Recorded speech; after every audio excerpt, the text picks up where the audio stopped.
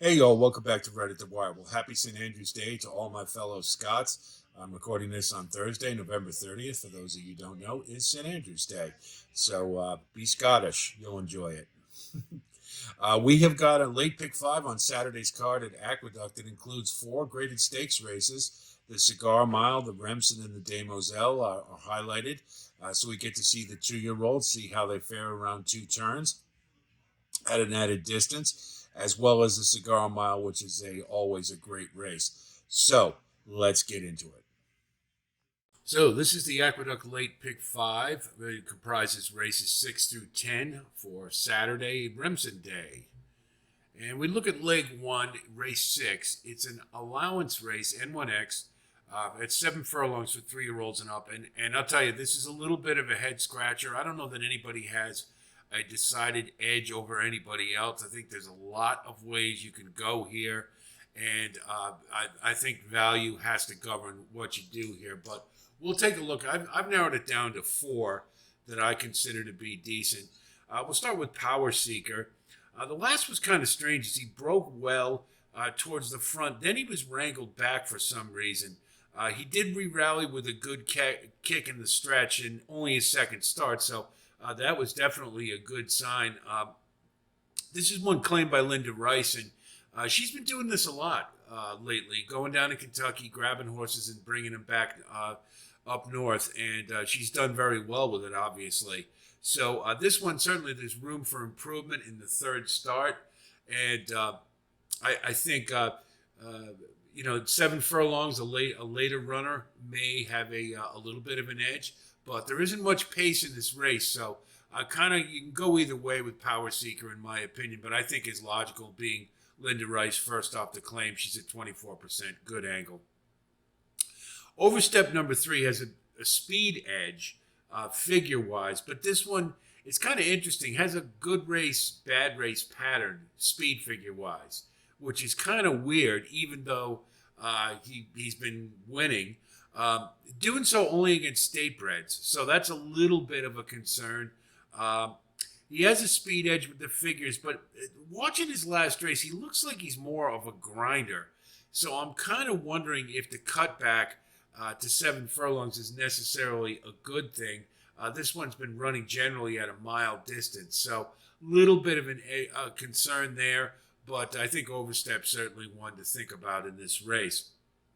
Dark Vector is another Linda Rice claimer, and he's coming out of the same race as Power Seeker. I had a prolonged duel up front, but I thought he kept on well in the stretch, despite the fact that he was just dueling all the way around. Didn't get too used up by it, and at 3 years old, there's certainly some room for improvement.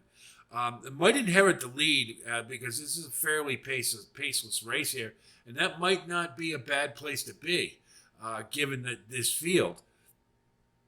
They've been, this one bombed out in the Woody Stevens a couple months ago, but they've been building this one's confidence back slowly since then.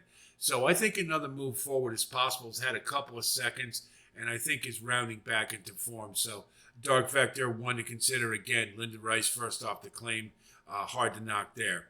And then Ocean's Reserve, number 5. If you look at his races 2 back and farther that weren't on the mud, he's a fit here. His run very consistently. And the impressive thing is that I like is he's got a positive record at 7 furlongs. He's had a number of starts at that distance, so obviously it agrees with him. And I wouldn't be surprised to see this one up close to the engine. And I think that's where this race could very well be run, or won rather. So I think there's some value to be had in this race. But I think these are the 4 that seem most likely to have a shot at taking this one down. Leg 2 is the 7th race. It's the Demelle Stakes. It's a grade 2 run at a mile and an eighth for 2-year-old fillies. And obviously this will be the first time any of these hit this distance. Aqueduct, it's interesting to note that this one pretty much starts on a turn. So those horses to the inside will have a little bit of an edge. And the other thing to note is there really isn't much pace to be had in this race. So I think the early runners will probably have an edge in that regard as well. We'll start with Dolomite. He won a productive maiden and many of them in that race came back with big figure improvements. The fact that Dolomite won it pretty easily tells me that maybe there's better in the offing format. You don't get Chad Brown at 10-1 too often, and this might be the kind of race that he could factor in and actually take it down. So Dolomite kind of interesting at 10-1. Life Talk's the favorite for obvious reasons, but the lingering question I have is why is this one running in this race after the Breeders' Cup? Seems a little unusual to me for Pletcher to put a horse right back into a stakes race after the Breeders' Cup. This one, he had a good trip in the juvenile fillies, but just didn't have enough late. Has shown steady progression, but it is incremental. This one is slowly getting it, and maybe that's why Pletcher's putting him in this race. Another move forward, I think, will win this race, but this one seems like kind of a grinder from watching the races. And without a lot of pace in this race, you just have to wonder about that. Two turns will meet this one between the eyes, so the distance is definitely a positive. I'm just not sure at 8-5 I'm that excited about Life Talk in this spot. Vino Rouge is a big girl, and so just from that perspective alone, I think the added distance will help. Being by Vino Rosso, that should meet Vino Rouge right between the eyes. Had a good stalking trip and attempted before pouring it on late, and she was well clear of the rest of the field, save for Shimmering Allure, who came late. There was some pace to run to there. The added distance, I think, is going to meet this one right between the eyes, and is heading in the right direction. I think Vino Rouge is a really attractive horse in this race at 8-1. Shimmering Allure has had pace to run to in all of her better efforts. And with not much pace in the Alcibiades, she really couldn't make up any ground and ended up an okay fourth. It's a hot barn, but I think under is more likely unless somebody gets bowled early on the front end. And I don't expect that to be likely at 1 1/8 for the first time. So to me, Shimmering Allure is more of a threat to go underneath than anything else. Same can be said for Caldwell Loves Gold. I wonder if the switch to Saez indicates an intent to get this one more involved earlier. It seems like that running late is kind of the thing that's been the problem. And the Maid in the Mist didn't have any pace, and it cost this one just like Shimmering Allure. And this is the first against Open Company. Seems to be in a holding pattern. I don't know that there's you see that logical progression, but this one has run races that are very competitive here, I think, and it can kind of go either way. May 2-year-old, so there's still room for growth, obviously, and the fact that as a May 2-year-old that she's running this well early portends that there's probably some better late. Not sure it's going to happen Saturday. I like her more for under. If I had to pick a horse I really like in this race, it's Vino Rouge. But Life Talk certainly is one to think about. And Dolomite, not really that keen on. Seems like more, I think, has the talent, but I'm not sure the distance is really what this one wants. The pedigree just looks more one turn than two. So to me, it's between Life Talk and Vino Rouge.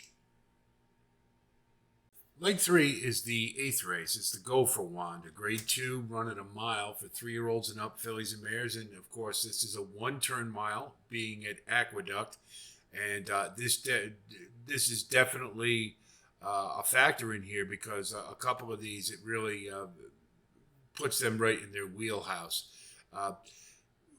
Look at the front runners first. Tizzy in the Sky, number 5, showed good fight in the Turn Back the Alarm, and just really stubborn, yielding late. Always want to see that. I think the cutback is perfect for this one, being an early runner, and I was going to have company on the front end in the form of Gerrymander, but is to the inside, has a little bit of an edge, and that might be enough. The only thing you can say is the last graded stakes effort was disappointing in the Comely last year, but that was last year and it was 2 turns. So I think this is a much more favorable place to be. Uh, Gerrymander, I've never really liked this horse. The last race, I mean, what can you say? Won by 25 lengths, but it was Sunset Louise is a normally really nice horse, and you just didn't feel like it that day, I guess. Not going to have it that easy in this race, and I just don't know how much heart this horse has to win this. I could be completely wrong, but I don't like her at 2-1, and I think there's others that offer more value. Uh, Speaking of which, we'll look at number 3, Venti Valentine. The down and distance is perfect. This one's 4 for 5 at a mile at the Big A. Comes to the race in good form, third off the layoff, and is 11 out of 15 in the money. So this horse is a hard knocker, loves to compete, and should benefit being just off the pace, particularly if Tizzy and the Sky Gerrymander lock horns early. So I think Venti Valentine makes a lot of sense, particularly at 12-1. The same can be said for Know It All Aunt Audrey. Really consistent sort. She comes in third off the layoff as well. Just had a career high in the Empire Distaff. So I think she's getting it, and we're getting her at just the right time. She's 13 for 16 in the money at the Big A. And she'll be prominent early, right off the leaders, and the cut back to 1 turn is very favorable. I like Know It All Audrey in this spot. And then finally, we'll take a look at Good Sam. Really hasn't done much wrong at 3 years old. I think this is a good spot for her. One of the Chad Browns is likely going to win this, I guess. Most of the time they do. And of the two, I think Good Sam has a lot more upside and should be just off the leaders, and I think has the potential to take it down late. So Good Sam probably the pick to win it for me, but I think Know It All Audrey is a sleeper at 15-1, and that's awesome value. I think it's one to definitely consider, as well as Venti Valentine.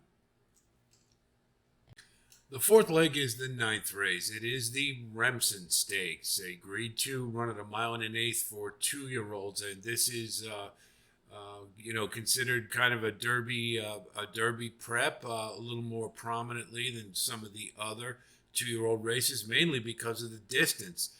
We do have to remember that this is going to be basically starting on a turn. So the inside horses are ones we want to think about. I have to be honest about this race. I am not thrilled about it at all. There really just seems like a lot of horses who kind of, particularly from the bigger barns, that are just sort of retreads or projects that are still, they're trying to find something for them. Dornoch, to me, is kind of like exemplary of this race, how I feel about it.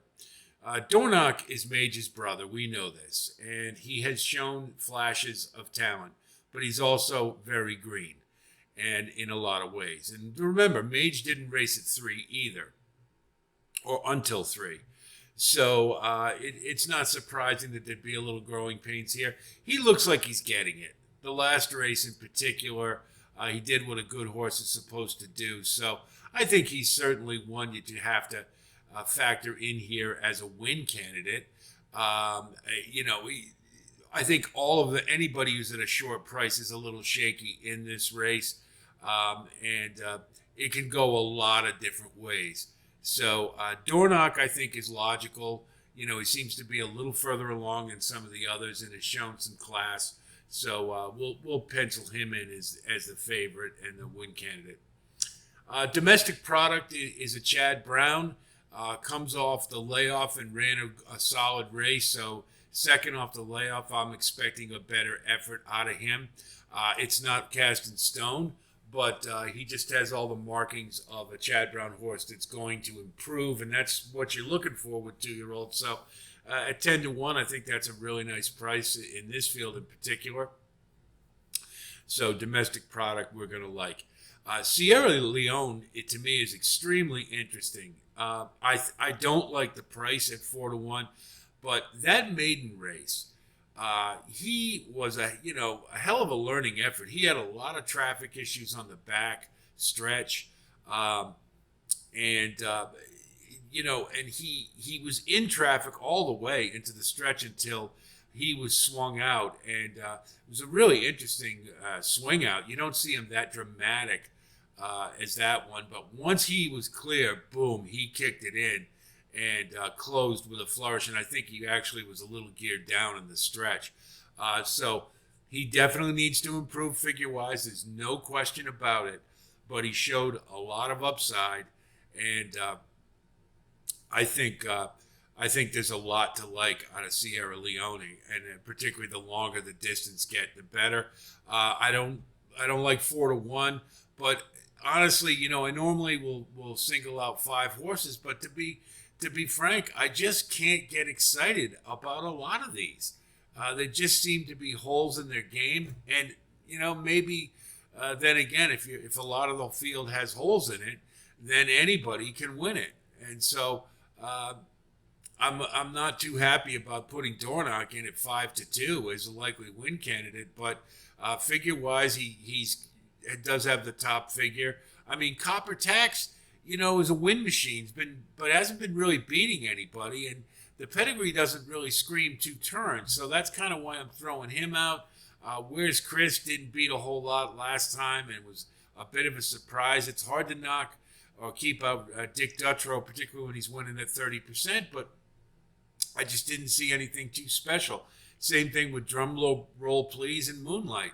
A couple others from bigger barns that just don't look to me like they're not that tempting. And so we're gonna go with these 3, and but again, this is a race anybody could win it, and it's a wide open Remsen. The last leg of the late pick 5 is the 10th race, and it's the Cigar Mile. It's a grade 2, running a mile for 3-year-olds and up, and it is 1 turn, just to reiterate, at Aqueduct. And this is a race that is kind of a leap of faith, meaning that we sort of have to discount the horses that ran in the Breeders' Cup. And it's usually a good time to go against them, because they obviously were geared up for a big race there, and it's the end of the year. So we're I preface what we're about to talk about, just kind of throwing that out there as something to consider when you look at this race. The first one I want to talk about is Coastal Mission. This one is a win machine, but it's at Charlestown mostly, and it's a bull ring track, bigger turns here. But this is only 1 turn, so I'm not ready to throw this one out completely. Note the class improvement in the last 4, most notably in the Russell Road, where he faced a pretty good field. So I think a 1-turn mile gives him a shot in this race, and at 12-1, I think he has just as good a chance as a lot of these, and he's running fresh. So Coastal Mission, one we're going to take a look at and take a shot with. Ever So Mischievous, I love this horse. He's ultra consistent.